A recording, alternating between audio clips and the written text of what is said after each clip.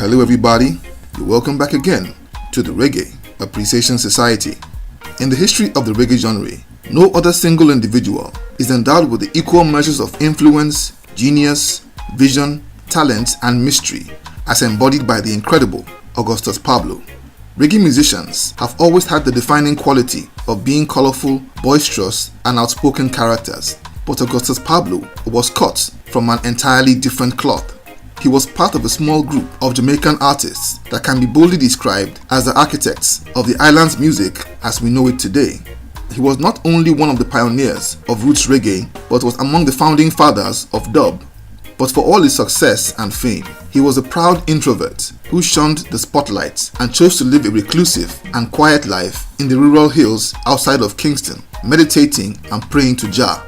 Unlike his peers, who largely lived in the studio and recorded non-stop, Pablo only came up with new music when he was truly inspired by Jah to put out new sound. And whenever he entered the studio, the results were always out of this world. Many of the greatest musicians that we've ever seen have made their preferred instruments their own over the course of their careers. Sly Dunbar owned the drums, Jackie Mitu owned the keyboards, Chuck Berry owned the guitar, Stevie Wonder owned the harmonica, and Augusto Pablo totally owned the melódica. But where Pablo stands out, even from among that esteemed list, is that while the other instruments were already the most prominent and the standard, Pablo single-handedly converted the melódica from what was essentially a child's toy used to teach school kids the rudiments of music to a powerful instrument that pierced even the hardest roots rhythms with devastating results and created some of the greatest reggae tunes that have ever been produced. Augusto Pablo went from a sickly teenager that failed to pass an audition with Coxsone Dodd Studio One to one of the most pivotal figures that the reggae genre has ever seen. Now without further ado, let's take a look at the great Augusto Pablo. The life of this mysterious maestro began as Horace Swabby, born on June 21st, 1953 in St. Andrews, Jamaica. Unlike most reggae artists in his time, he was from a comfortable middle-class family, as his father was a prominent lawyer of Indian extraction. He grew up in the plush middle-class suburb of Havendale in Kingston. His mother owned a piano and was a good player. It was this factor that sparked his interest in music. He attended the prestigious Kingston College and also had classmates that were crazy about music. Young Horace bonded with them on their common interests, and they would often sneak to the school chapel to practice on the school's organ. These friends of his included Tyrone Downey, Sparrow Martin, and Ralph Holding, who all went on to become successful musicians in their own right. But it was one of these classmates named Clive Chin that would help launch young Horace into the music industry later on in life. In 1968, the musical scene in Jamaica was literally exploding with energy, and the then 15-year-old had caught the bug. He was a sickly teenager who suffered physical difficulties that forced him to drop out of school. But he still stuck to music and began to organize neighborhood dances with a small sound system that he and his brother had set up as a way to make money. They called this sound system Rockers, a name that would eventually come to signify the pinnacle and essence of roots reggae. Young Horace also began to approach producers to record for them, and by the age of 15, he was a great keyboardist and a wizard with the melódica. He approached Studio One for an audition, but Coxsone Dodd just wasn't impressed with his music. But he kept on his grind and kept shopping for a break. An opening came courtesy of his old schoolmate, Clive Chin. Clive was part of the Chin clan and the son of Vincent Chin, the founder of popular Randy's record store in Kingston. Another member of the Chin clan was Herman Chin Loy, who was also a cousin of producer Leslie Kong and had worked for his famous cousin for a few years before striking out to establish his own outfits, Aquarius Record Store and Studios. So in 1970, young Horace walked into Herman Chin Loy's store to ask for an audition, and being a friend of Clive Chin, he was given a chance to show his skills in the studio. He brought a melódica with him, which he had borrowed from a schoolmate. Herman Chin Loy had never seen it before, and out of curiosity, he asked the lad to step into the recording booth. And when the tapes began to roll, there was no doubt that the kid was onto something very special.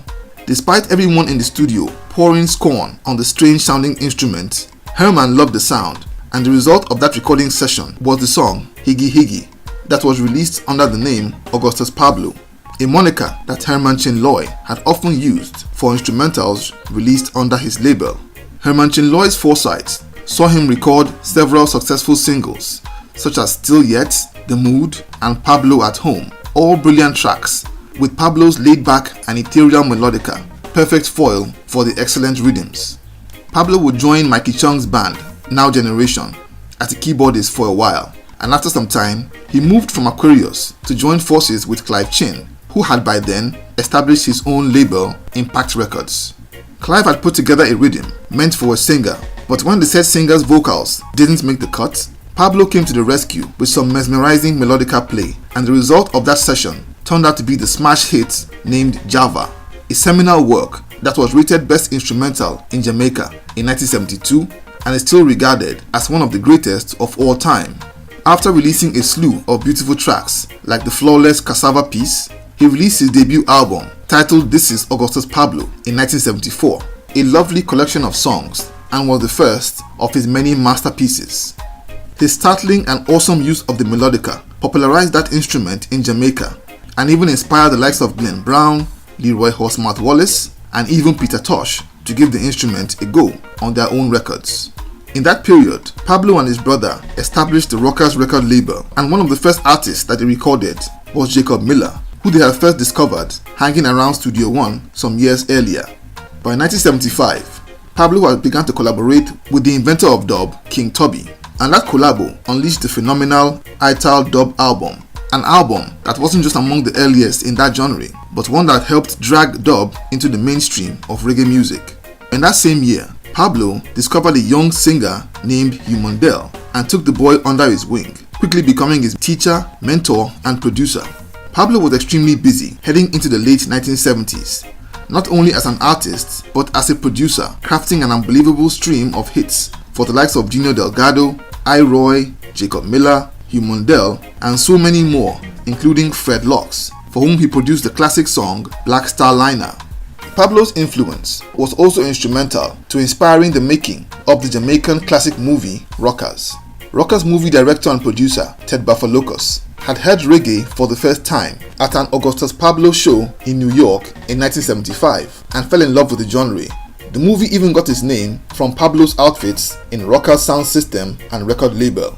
Pablo was supposed to have a big role in the movie, but disagreements with Ted Bafalocus kept him out of the flick. He was now among the most sought-after producers in Jamaica, but still found the time to make amazing music.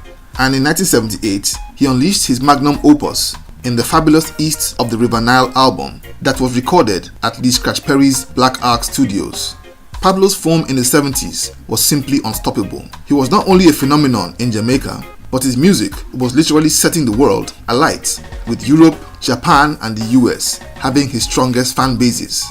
But when the tours and concerts were over, Pablo would disappear into his home in the hills near Golden Spring on the outskirts of Kingston. Unlike his peers who dressed flashy, lived in mansions, drove the best cars, and moved around with large entourages, Pablo maintained a piety and simple existence in line with his profound Rastafarian faith.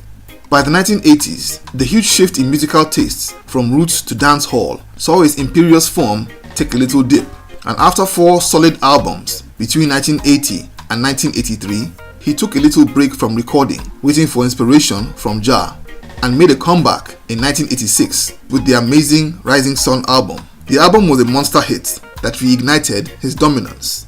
In that same year, he produced the hit album titled Ragamuffin Year for Junior Delgado. He kept releasing material into the 1990s and was also very busy as a producer. Since the beginning of his career, he had notched a superhuman level of output despite severe health challenges, which he had experienced since he was a young boy. But in his last days, he was terribly frail but kept on working and turned out material that was consistently of great quality. But sadly, on the 18th of May 1999, the great Augusto Pablo passed on at the age of 46 and went down as one of the most influential people to ever emerge in Jamaican music. An excellent artist, musician, session instrumentalist, producer, sound system operator, mentor, role model, and so many things to so many people. Aside from Sly and Robbie, he's among the most ubiquitous personalities in Jamaican music. It was after he died that the true extent of his status and influence began to be revealed, starting from the year after his death, when numerous stars featured at a tribute concert. The lineup of these stars that turned up to pay tribute to Pablo included many of Jamaica's greatest singers, DJs, and instrumentalists. Even more than 2 decades after his death, previously unheard music from Pablo's vaults is still being released, with the most recent being 2022's Lightning and Thunder.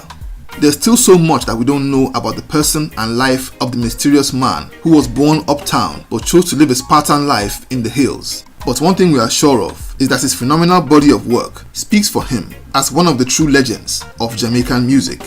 So there you have it. Thank you for watching the video today. Please leave a like, subscribe, and until next time, God bless.